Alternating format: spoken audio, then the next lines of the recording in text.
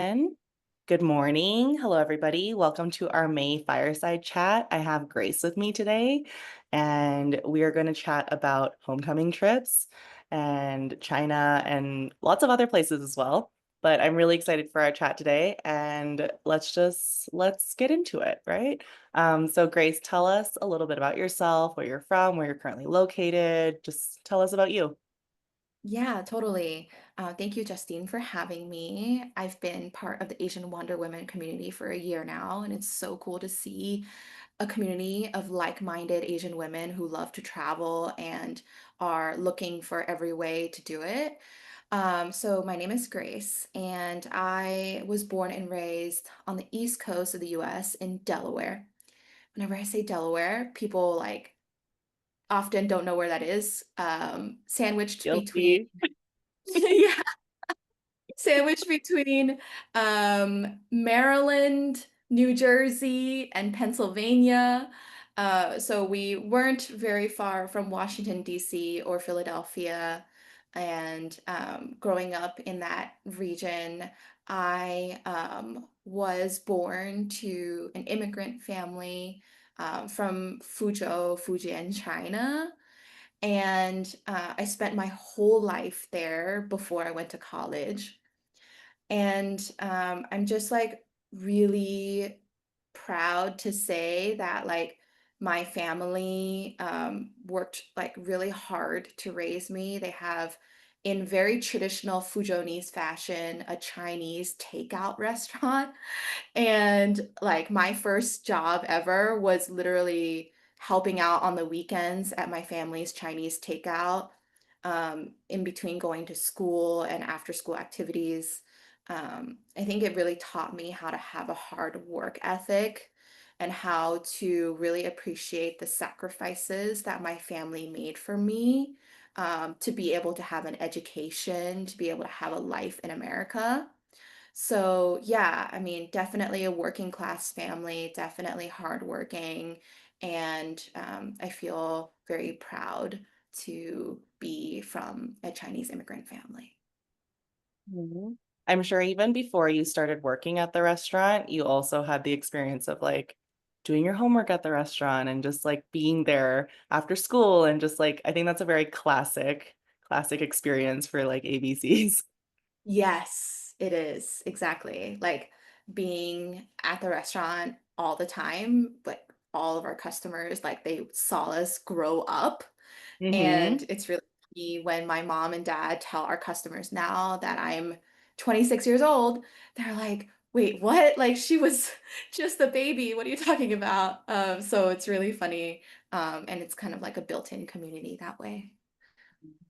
And so you said you were in Delaware until you went to university. So then where did you go to university? I went to college at Northeastern University in Boston. Okay. Um, there, I studied business with a concentration in marketing. I knew I wanted to study business because I was always inspired by how my family started their own business and how they're always doing all aspects of the business. And I thought, okay, if I study business, it'll be able to give me a lot of different kinds of opportunities. And I decided to concentrate in marketing because I felt like I was very interested in the interpersonal communication side of business and how a product is an or service is not just a product or service, but what is the story behind it and Mm-hmm. how to tell that story in a really authentic, meaningful way. So I just felt really like drawn to marketing. Hmm. And okay, this is not just me being like Snoopy, even though I'm very nosy, but I want to know how like, when did you meet your partner and how does he tie into your story? Because he's now part of the business that you guys run together, right? So I want to know how that happened. Yeah, totally. Um, Hi, Beverly. Thanks for joining us. So basically, how I met my partner, who's also now my co-founder of our business, is after I graduated from college in Boston, I moved to San Francisco to live and work full time. I had accepted an offer at Salesforce, and I was really excited about just like diving into the world of tech. But even before I started my job, I needed a place to live temporarily before my like full-time lease had started. And so I was subletting a place, and my now partner and co-founder was my roommate. Mm, And so we were just like living together in the same house. And through like sharing a common like kitchen and living space, and through sharing a lot of stories with each other about how we're both Chinese Americans who felt a lot of mixed feelings about our identity, as well as sharing like, recipes with each other and cooking together, going to 99 Ranch together. I think like for both of us, it was the first time where we bonded on the aspect of like much of our childhood and our upbringing and our racial identity that it brought us very close. mm. Did he change your perspective on being Chinese at all and like your cultural identity? Yeah, definitely. I think some of the first conversations that we had ever had together were about our families. And so he was actually born in China and spent the first 9 years of his life basically living in China. And I was born in the US and spent my whole life in the US, visited China only once when I was like 6 years old. Um, and so I felt like very disconnected from my Chinese heritage. And so him spending a lot of his formative years in China, and then even after he like immigrated to the States, he had like spent summers in China with his grandparents.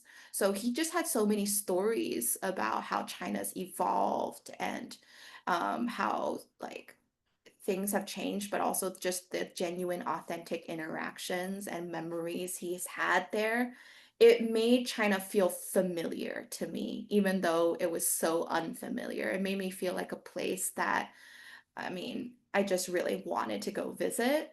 And so he was a huge motivating factor for me to even consider going to visit China. Hmm. And so then when did you eventually go together? So we were dating for like almost almost no, 2 years. We had been dating for 2 years. And after that, he was really just like eager to bring me to China to show me his neighborhood that he grew up in. And his grandpa, who's like now 90 years old, was also in China the whole time, like waiting for us to come visit. Of course, COVID had interrupted all the travel, and he himself hadn't been back to visit his grandpa since pre-pandemic. So he was like, my grandpa's there, my uncle, my aunt, my cousins are all there. But also, your family is from China and you haven't been back in forever. So why don't we take like the Christmas holiday to go? And so that's what we did in December of 2023. We saved up all our PTO and we took the full month to go to China. We actually had started in Taiwan, and spent a few days in Taipei exploring there. It was also my first time in Taiwan and I really loved it. Before we took a very short flight to get to my family's native Fuzhou. Hmm. Um, and it was really interesting experiencing. So the first city that we actually landed in was actually not Fuzhou, but Xiamen. Yep. And when we arrived in Xiamen and I saw the skyscrapers, I was like, wait, what? It was so surreal for me because I think like when my family had talked about China, they only talked exclusively about their really small farming village.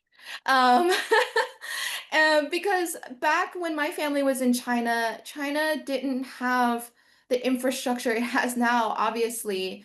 And when my family was living in Fuzhou, they were living, like I said, in a small rural farming village, and they rarely ever went to the city. And the city was like reserved for like, going to the hospital, for example. And so I just never expected like Xiamen to have so many skyscrapers, so many EVs, so many like just like amazing bridges and like the infrastructure just already impressed me from the beginning. Mm. But also I felt like really lucky because the weather was perfect. In a way, it reminded me of like Southern California weather, nice and sunny with the slight breeze, the palm trees. And then, of course, the food was just mind-blowing. Like, I just cannot compare Chinese food in the States to Chinese food, like actually in China. So immediately I fell in love with the cuisine and just the how like dynamic China felt. It just felt like full of life, full of people. I remember we were like on the beach in Xiamen, and it was the middle of December, and there were so many people just sitting there singing and laughing and playing and watching the sunset, and like it just felt like another world that I had stepped into, and I just felt in our first city in China that the rest of the trip was going to be so amazing. Yeah, you had like an amazing first impression, which just jump started everything, I'm sure. Yeah, exactly. Like I think a first impression whenever you go to a place is really important. And like luckily we started in a place that was a really good representation of like a modern city in China. Hmm. So then, okay, let's backtrack a little bit. Let's talk a little bit about how you started pursuing this lifestyle that you're living right now. So I don't think we've talked about it just yet, but you are living nomadically and traveling. And so Yeah. let's talk about how that happened. Yeah, totally. So going back to essentially that homecoming trip that I took in December with my partner, we were in China for a month. We visited lots of different cities. So my partner is from Shandong, which is way up in the north of China. And so we started in Xiamen, and then we took another flight to go to his native Shandong. Spent a bunch of time with his family, exploring his neighborhoods. And like he's from Jinan, and Jinan has these beautiful natural springs all over the city.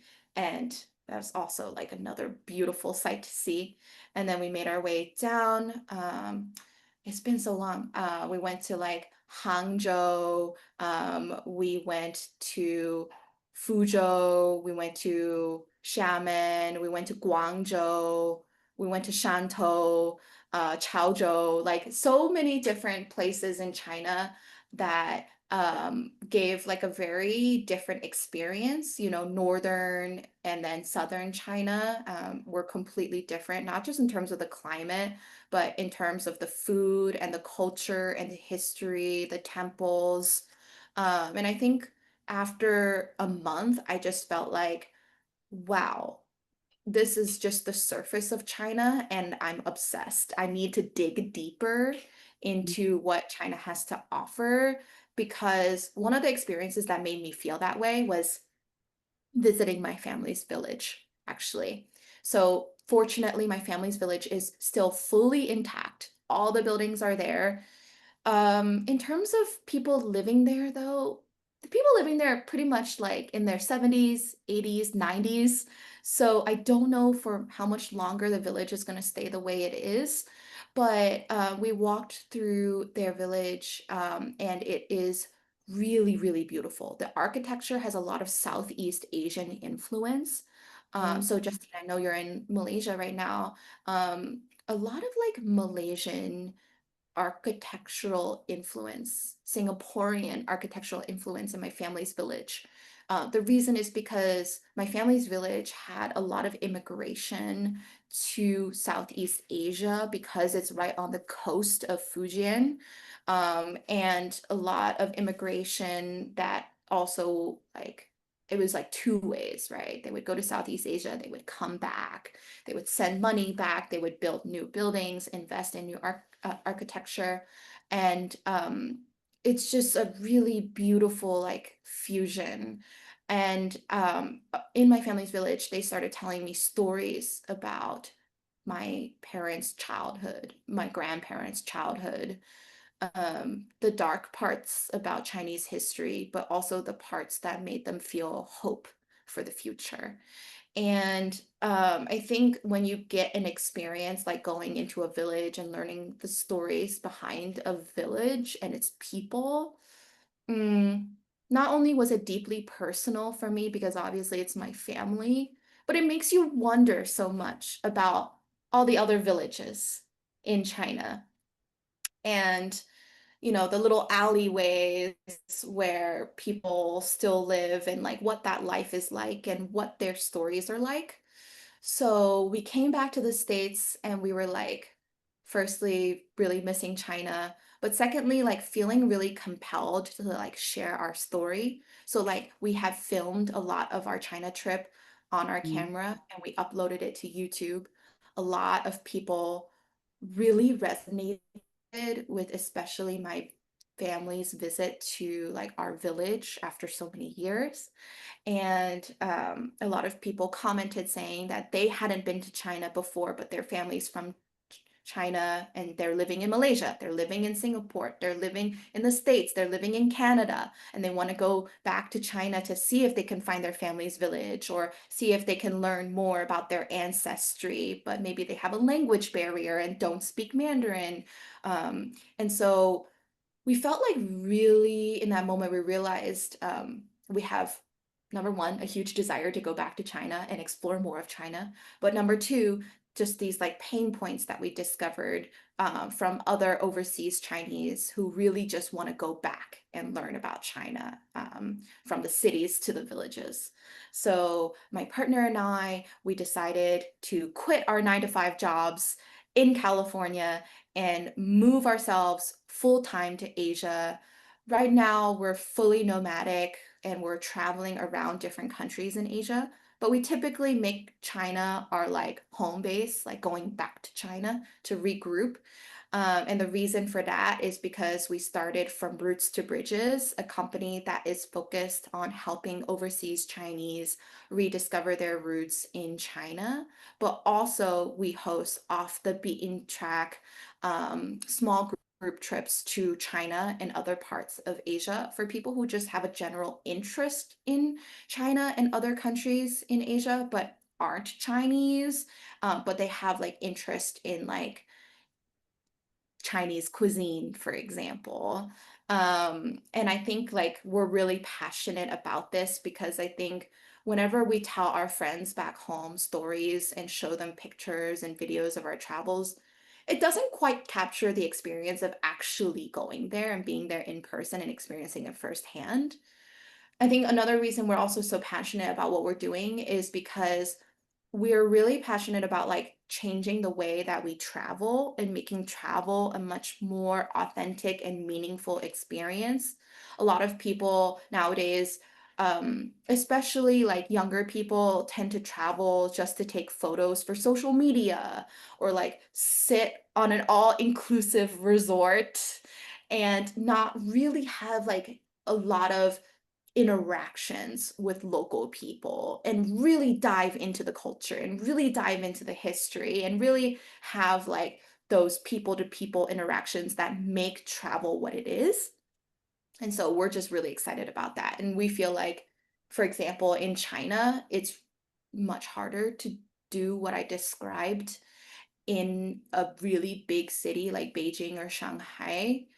Rather, it's a lot easier to do that in a city that doesn't see as many tourists, where people are actually like really curious. They're like, "Oh, where are you from? Like you're speaking English? Like, "Oh, you're overseas Chinese? Wow, like tell me more about your family." I think we get that interaction a lot in China because we're rarely ever in a tier 1 city in China. We're always like exploring the lesser known parts. That's amazing. I think it's also interesting that I think that the thing is, you could say this about any country in the world, but you could spend your whole life exploring just one place and never see all of it, I think. Most places I would say that's true. I mean, some countries are smaller than others, but because of the size of China and the Yeah. history of China, I think it truly is like a lifelong journey of exploring and learning. So it's such a great place for you to be diving into and like looking into all the areas that people don't tend to spend a lot of time looking into, and then you can share your knowledge with other people and bring them there. I think that's really amazing. Yes, yes, exactly. Actually, I just want to share an anecdote. So when I was looking more into my family's history, I think one of the things I was really curious about doing was taking a DNA test through 23andMe. I know like that company is, having challenges at the moment, but I wanted to do it anyways. And when I did my DNA test, I got a huge list of relatives who have also done a 23andMe test. Wow, I was so shocked. I have relatives like in Malaysia, for example, who I've never met. I have relatives in all parts of the world who I've never met that we've lost contact through, the years of our family like branching off, right, into different countries. But the most interesting relative that I found when I did a DNA test was a girl who has a French name and she's based in Belgium. And I was really curious. So I had messaged her on 23andMe, which is a function built in. And I had asked her, like, hey, like, would love to chat with you. I've never been to Belgium and I just would really love to know your family story. And she actually told me that her family adopted her from China when she was a baby, like I think a couple of months old, not even a couple of months old. And she, her adoptive family had like moved her to Belgium, and that she has never been to China. She doesn't speak any Chinese. She doesn't know anything about her birth parents because her birth parents had left her essentially on the road. Um, and all she has is the name of the adoption agency and the name of the village. And she was so excited when she said that I'm based in China and I'm helping overseas Chinese find more about their roots. And she said, like, can you help me find my family? Can you bring me to China?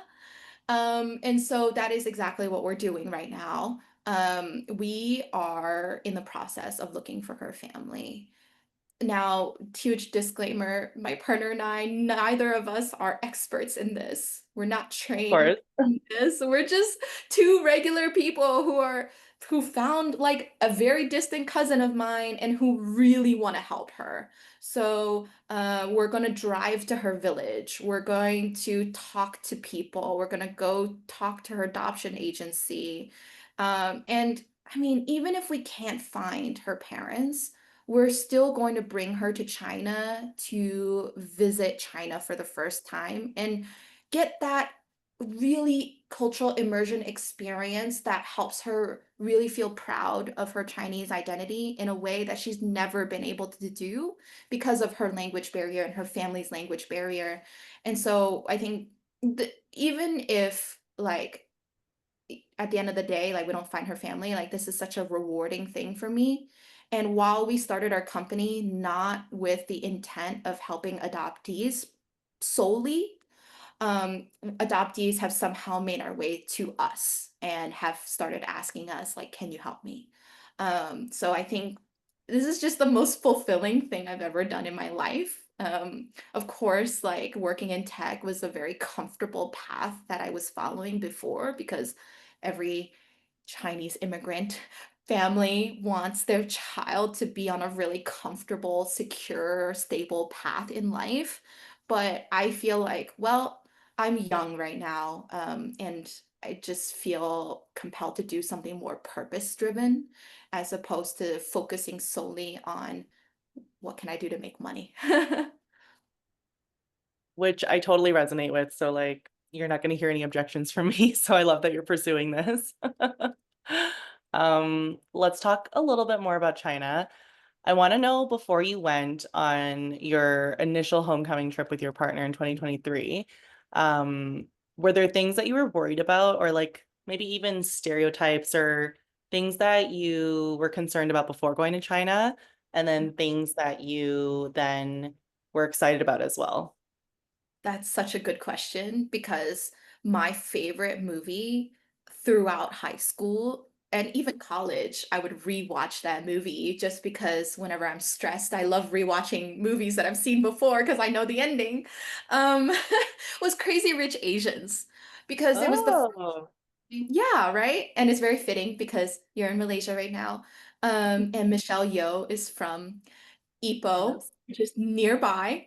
So watching Crazy Rich Asians was so transformative for me because it was the first time I felt represented on a screen um, in Hollywood. And I felt very represented by the character Rachel, who's the main character, because she is Chinese American, right? And born to an immigrant mother and a working class family, right? And she meets like Nicholas Young, who's literally like one of the richest men of Singapore. And Nick's family looks down on Rachel because Rachel's Chinese American. You know, she is not one of them, like Nick's family says. And growing up and watching that movie in my formative years, I thought that this is how I'm always going to be viewed in life. If I ever meet someone who is born and raised, you know, in China, I thought, especially meeting my partner who was born and raised in China, I was very scared and nervous to meet his family, for example, because I thought his family wouldn't accept me the way that Nick Young's family didn't accept Rachel. Because Rachel, even though she's an economics professor, and even though I was working in the tech industry, it's just like people see overseas Chinese as different, as Yeah. lesser than whether it's a language barrier or just the cultural differences. So I was just really scared of going to China and being like viewed negatively. My Mandarin Judged. all yeah. My Mandarin also, it sucks because I didn't grow up in a household that speaks Mandarin. My family speaks another dialect that is called like Fuzhou dialect. Just like in Taiwan, right? They speak Taiwanese. And so I just felt like, oh, I don't really speak Mandarin. I'm Chinese American. I have very American mannerisms in me. I love to talk a certain way and I'm very expressive with my emotions. And so there was just a lot of insecurity going into China for the first time as an adult. And I think a lot of that like faded when I like started meeting my partner's family and they received me with so much love and affection, even though I couldn't really communicate with them. I like communicated as much as I could in my broken Mandarin, and then like my partner would translate for me. They received me with so much love, but also just like everyday people that we would meet in China, not only were they really like polite and nice and like never said anything that would offend me in the slightest, but a lot of local people in China would just start asking questions like, "Oh, you're overseas Chinese? Where's your family from?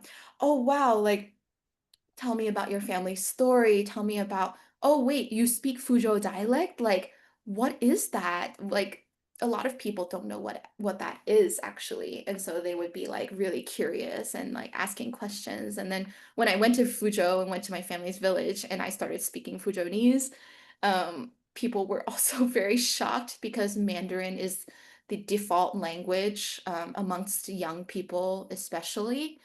And so, me being able to speak a language that is going to go extinct, like definitely going to go extinct, I feel like was a huge like bragging right for me. Right. So yeah, no, I think being in China, like I still have challenges, like the store, like clerks, for example, they'll ask me questions in Mandarin, and I'll be like, uh, can you slow down a little bit? What did you just say? So it's awkward, but I think that it motivates her to take seriously for me. I was lagging for like the last 10 seconds of what you said. So I just missed the last 10 seconds.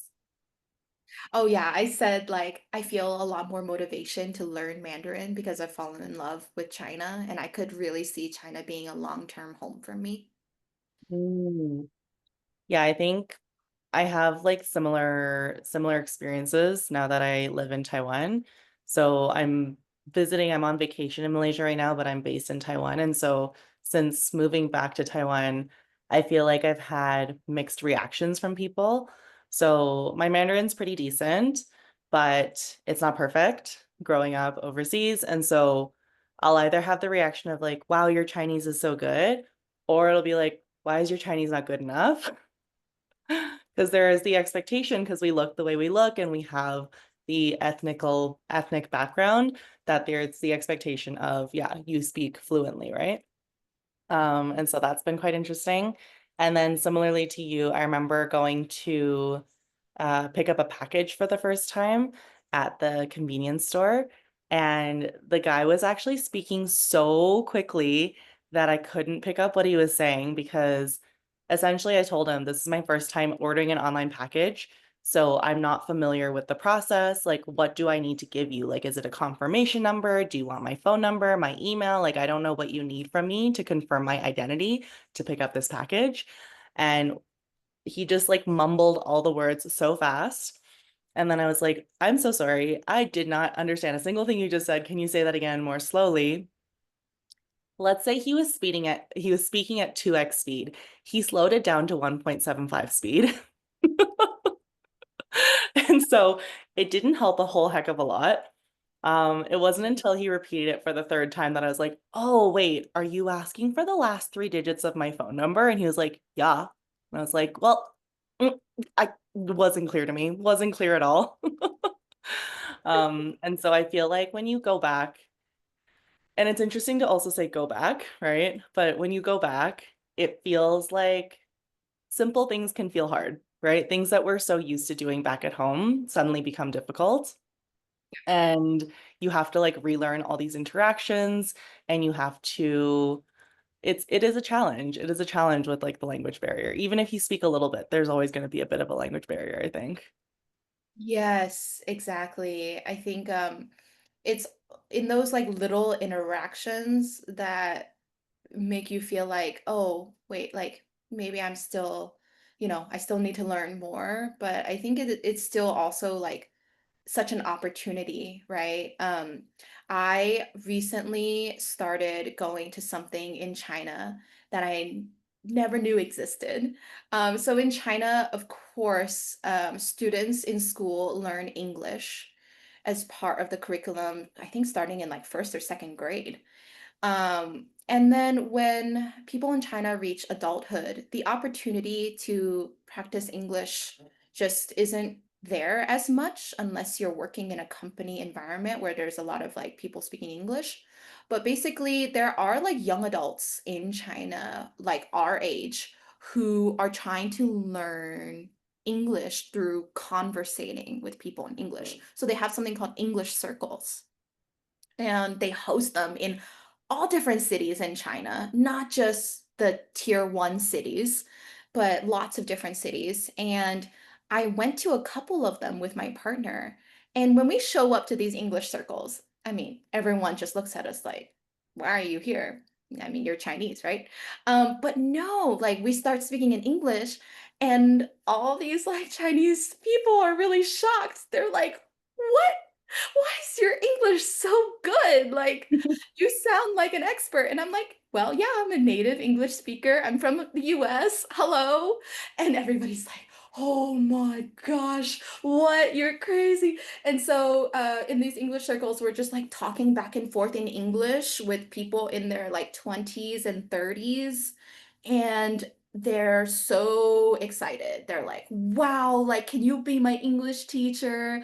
I would really love to learn more. Like, I want to go study abroad. I want to go travel. I want to have a job where I can, use my English skills. So I think it really goes two ways, right? Like if we, for example, really want to improve our Mandarin skills and we meet someone who's really looking to improve their English skills, like if we find someone or an environment, a space like that to have that dialogue, I think that's like just the perfect synergy.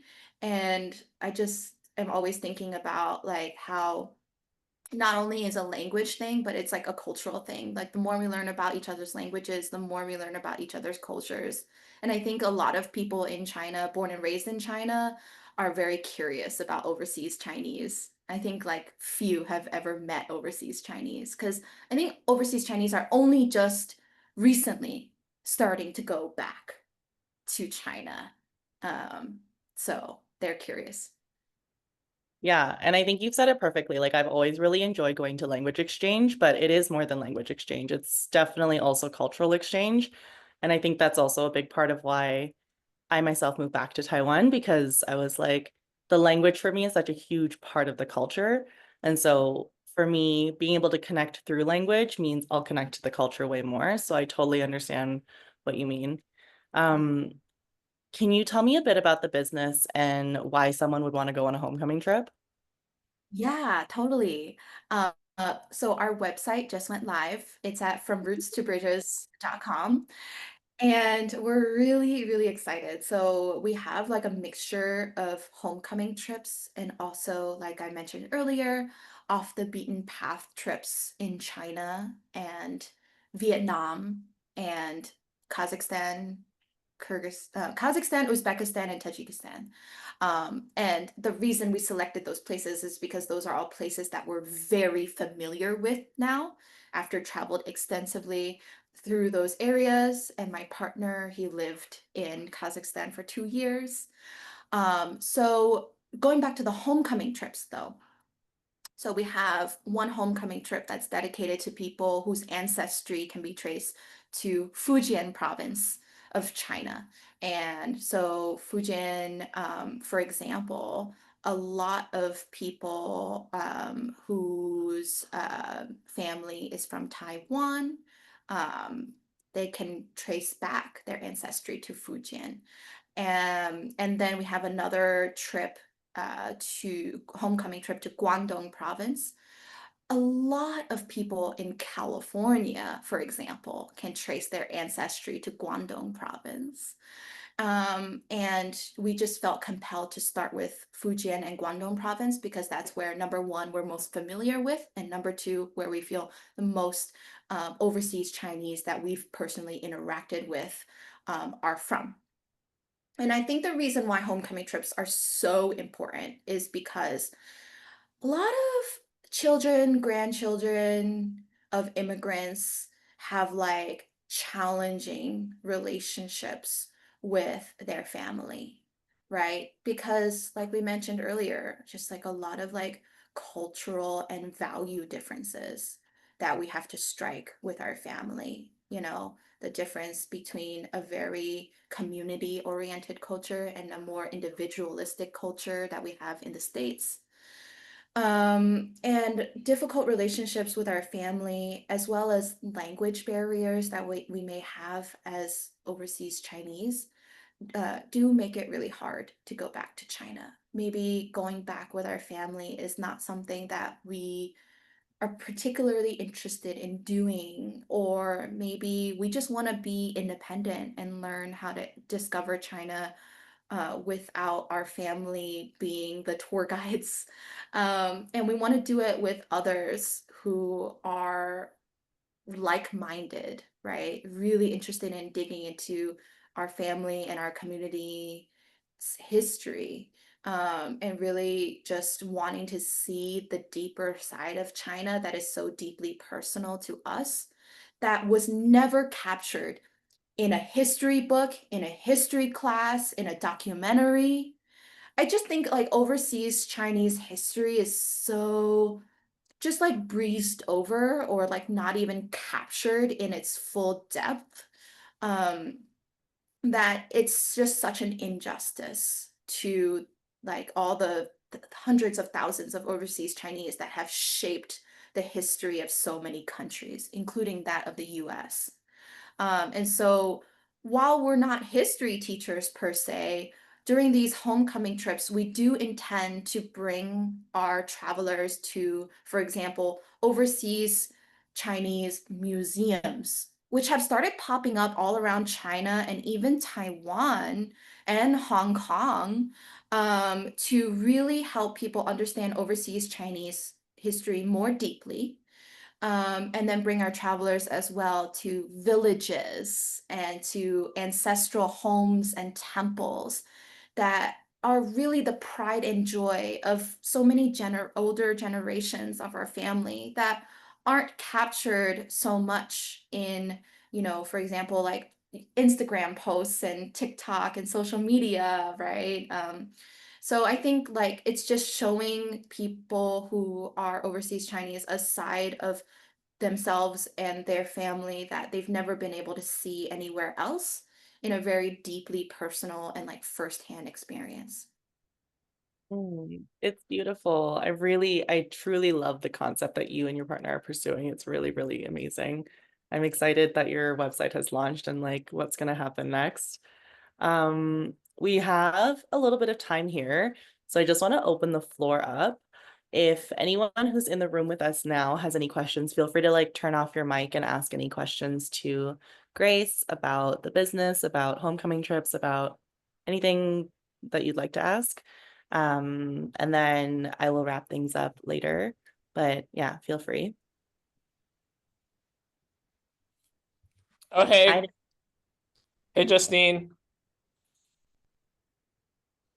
Yeah, I'm Dan. I'm Justine's friend. We met at a Asian Wonder Woman event in Taiwan, and everything you shared in your presentation was super relatable.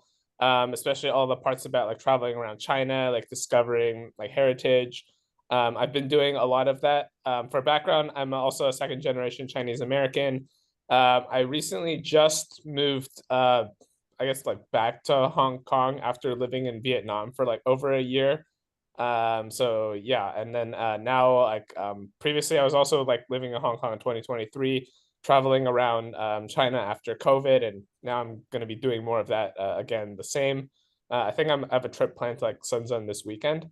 So yeah, super excited, super like thrilled that you're talking about like traveling to like more rural parts of China as well, which I have personally have not done, to be honest. That's so I think that would also be like a very eye-opening experience. Um, I think the main thought I had is like when I was like living in Vietnam, I noticed there was actually quite a lot of community organizations like targeting like members of the Vietnamese diaspora that are all moving back to Vietnam. And I noticed there's like nothing similar or equivalent like for like the Chinese diaspora, at least not that I found in like my time traveling the country. So that would be something I'd be very keen to like meet more people and talk about. Oh, that's a really good idea, actually. Yeah, I think like with our trips, one of our intentions is to like through our trips, like build a community of people who've been on the trips to stay connected. But that's a really good idea. Like I think a lot of people are starting to get more interested in like moving back to China just because of all the opportunities in various industries in China. So yeah, thank you, Dan. And like, do you like have like ancestry in China or like, do you have Oh any? yeah, yeah, yeah, yeah, yeah. My parents are from Chengdu, in Sichuan originally. And they live in the US now. So yeah, I've been able to visit like Chengdu a couple of times since moving to Asia. Able to see like my grandparents. It's great. Very relatable, similar to your experience, like talking, traveling to Fuzhou. Oh, wow. Thank you for sharing. Yeah, I love that so much. I think like it's really great that you're still able to like do so much travel in Asia and like be able to stay so connected with your family and your heritage. I really like that. And, maybe we can pick each other's brains about what you're doing, and I'm happy to share more about what we're doing. Yeah, really excited to, see another um, second generation just really diving deep into the heritage and the culture. And we were just in Vietnam as well, and we loved it so much. We're playing around with the idea of like making that our home base as well. Oh, great, great. Yeah, yeah, yeah. Vietnam was awesome. Yeah, had a pretty good time there. It was like very eye-opening. I honestly like felt like Vietnam now feels like China kind of like was like 15 years ago ish, like in Yeah. terms of like how fast it's growing. Yeah, definitely. Did you manage to learn Vietnamese while you were there? Yeah, yeah, a little bit. Yeah, just like yeah, like Sing Chao, like come on, like like yeah. Very cool. Yeah, I think we really want to like learn more Vietnamese if we want to stay there longer as well. So I love that. Yeah. I think that Dan brings up an interesting point because I think the homecoming trips for you, Grace, are like almost a starting point for people to discover whether or not China is a good option for them if they've never been. And it might even like spark the idea or plant the seed of like, actually, maybe I want to move there as an adult and like try living there. And then in which case it would tie into what Dan is saying about how then they would be looking for community, right? Then they'd be looking for connections while they're making that transition. So I think there's like an opportunity here for you to build that community as well. That is such a good idea. Yeah. Like one of the things that I was looking at, so there's this so to break it down, like there's was this like Chinese government initiative to start like providing like opportunities for Chinese people who've gone abroad to study, to essentially like grant them like, for example, like financial resources to come back to China to start their own business, for example. I don't know if that extends to people who were like born outside of China, but I think it's really interesting. There are definitely several like entrepreneurs who like went abroad to study and came back to China to start their own restaurant, their own company. And we were thinking about like hosting kind of like little dinners or like networking things for like people that we bring to China if they're interested in doing that. But this all brings up a really good point of like, oh, like what if someone's working in a certain industry and they want to go to China to meet people in that industry to like see if they can, start a business of their own. So yeah, no, this is a really good idea and like something I'll definitely consider. Yeah, my thought is like especially because like China's like such a really like hard country to get settled in compared to even like other neighboring Asian countries just because like how much like bespoke stuff there is, like you have to learn how to use like Alipay, like you have to learn how to use like WeChat. So like there's a lot higher barrier to entry to like trying to like live there as like an expat, even if you're like just like a second generation Chinese person. So like the community would like be a lot more like valuable for these people. Yes, exactly. And that's exactly the reason why we felt compelled to start hosting trips in China. Because even nowadays, like yesterday, we were taking the train from Laos to get back into China. And this girl on the train who is from Argentina, she only had WeChat and Alipay, but didn't even realize she needed to download a VPN. And we were like, okay, hurry, you gotta download it right now. So we were like giving her a bunch of tips on how to do this and how to do that and that. And she was like, oh, wow, like nobody ever told me this. Nobody ever talks about this. And we're like, yeah, China is much more involved than many other countries. Great. Thank you so much, Dan, for the question. And Beverly, I see your camera's on. Do you also have a question? Yeah, I'm so excited to hear this conversation. Thank you, Grace. I think I'm gonna go to China in June or July, and it's my first time ever. And I'm a mixed race, white and Hong Kong heritage person. And I've been learning Cantonese, and now I've decided I need to learn Mandarin too. And I was just searching for some verbling tutors today on who speaks Mandarin and Cantonese together because I'd really kind of like to keep them together. So your comment on, knowing your family's ethnic dialogue and just the excitement around that was, stood out to me as well. And I think just thinking about all of our ethnic different heritage and languages that are, being erased by Mandarin too is like, a different layer. But I'm really interested in your Guangdong trip. And I was just looking at your website now and I see you have one in September and December. Do you have the date set for December yet? We don't have the dates set yet because we purposely wanted to create an option for our travelers to mention like what dates work best for them.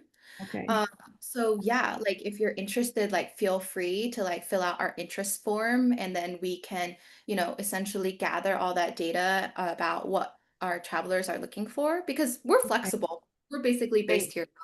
But I absolutely love to hear that you're like hoping to like rediscover your heritage and yeah, please message me. Like I can be reached like via email.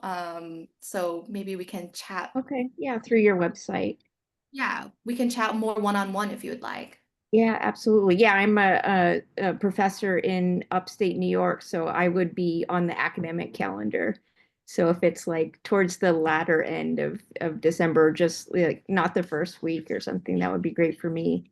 But I I'll definitely be in touch. And I loved your idea too of just creating this community because I definitely want to meet other, like Chinese Americans who are try to build that relationship to China. So I'm like really inspired by your story.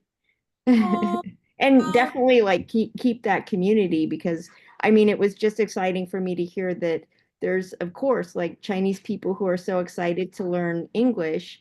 And so for me it's like how can I learn Chinese and embed myself, go there, meet people?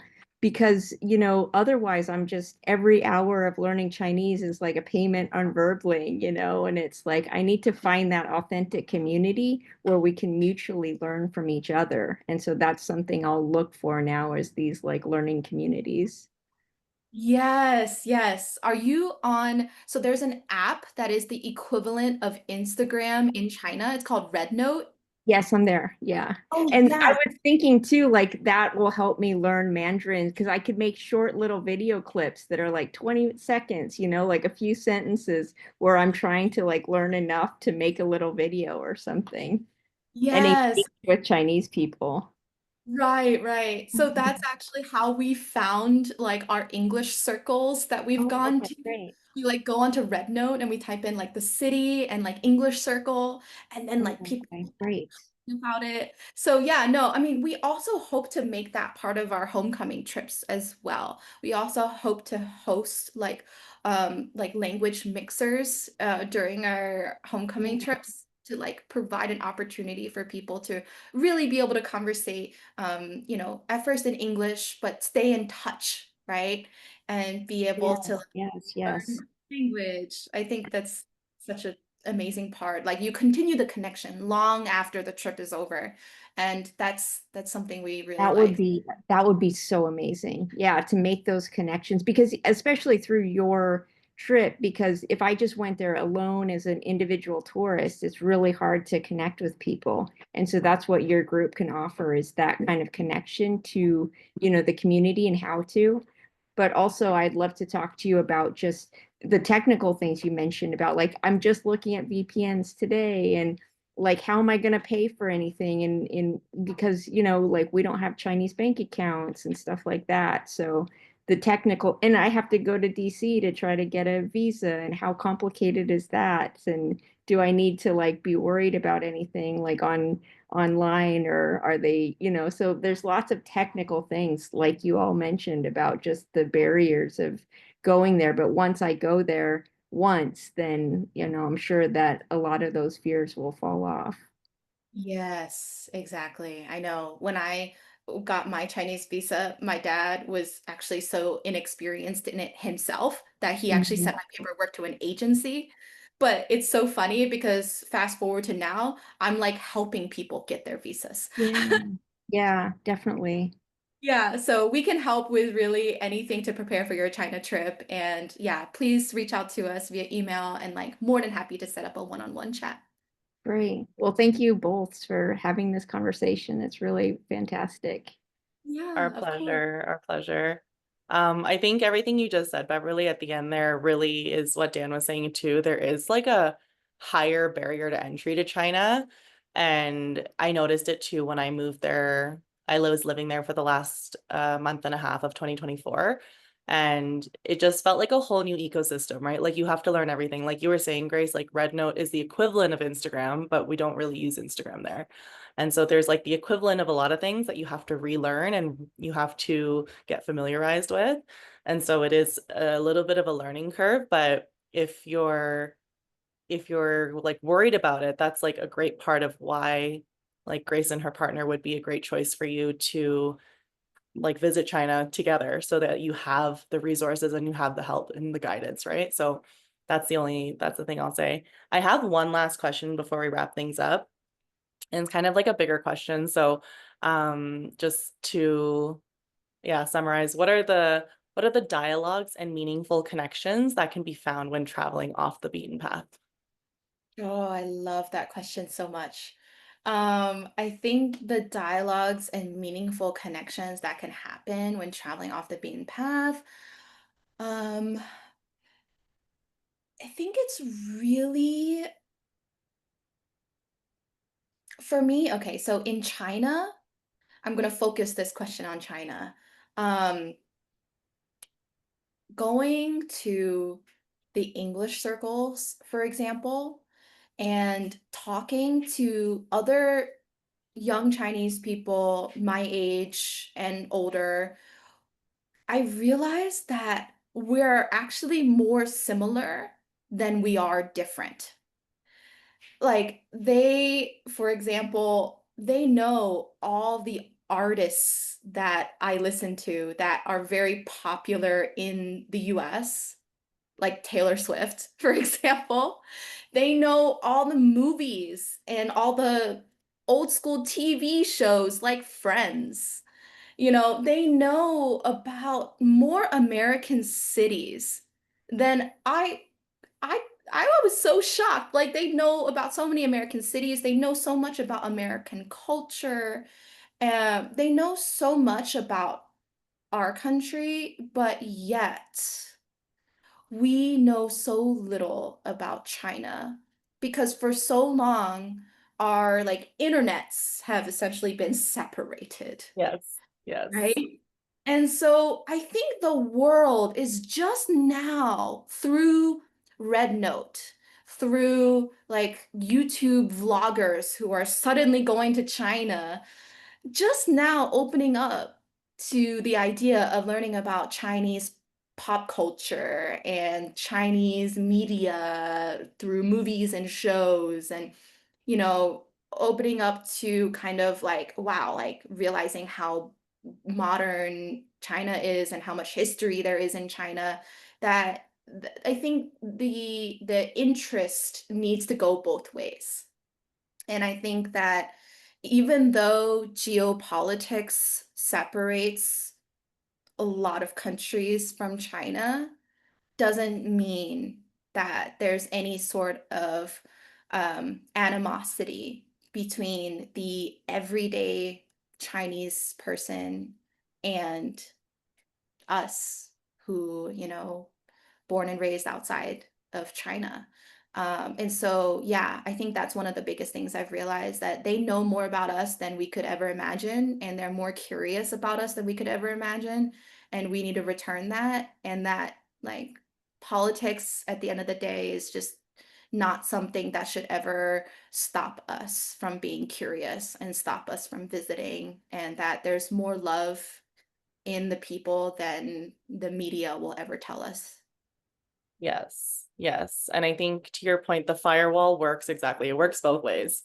So yes, it's blocking certain information from entering China, but it's also blocking a lot of information from exiting. And which is why I think like a lot of people don't know about how would you set up the WeChat, or how would you set up Red Note, or how would you like which app would you download for map navigation? Like we don't know a lot of that unless you're in the Chinese ecosystem. And so it works both ways. And so I think like American media is so pervasive globally. And so a lot of people know a lot about North American culture, but they don't know a lot about Chinese culture. So I think it's great that there's going to be more exchange and more sharing happening here. So that's amazing. But Yeah. that's our fireside for May. So thank you everybody for listening and for attending. It was so great to have this conversation with you, Grace. Thank you so much for everything. And make sure to check out Roots to Bridges. And then coming up in June for Asian Wonder Women, I'm going to be hosting a mixer. So just an online mixer because we're all, online virtual. So if you're interested in meeting other Asian Wonder Women, definitely come join. But otherwise, that's it for today. Thank you. Thank you, everyone.